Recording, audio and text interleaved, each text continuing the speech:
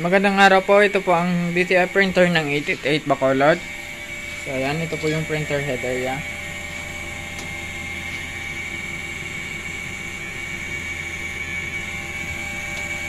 Ito naman po yung capping.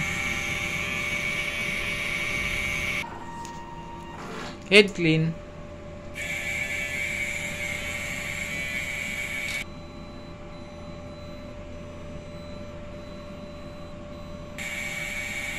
So after po natin mag-head clean, punasan po natin ang wiper at saka yung capping.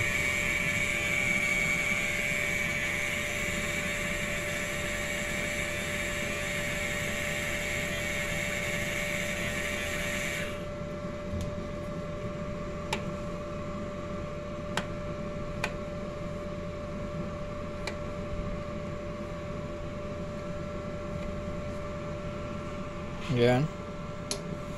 Pagkatapos, nozzle check.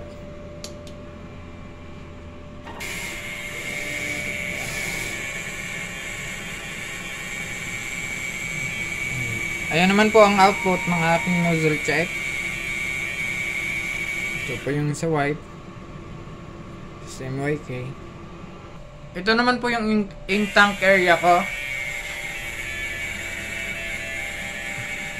Which is tama lang po yung ink nila. Ito naman po yung waste tank, yung ABR. Ito naman po yung ground wire. Ito naman po yung DTF supplies ko po. Yan po yung sa CMYK. Sa powder. Yan naman po yung sa film. Ito naman po yung printer daily checklist. Daily production log. Consumables monitoring. Yan lang po, maraming salamat.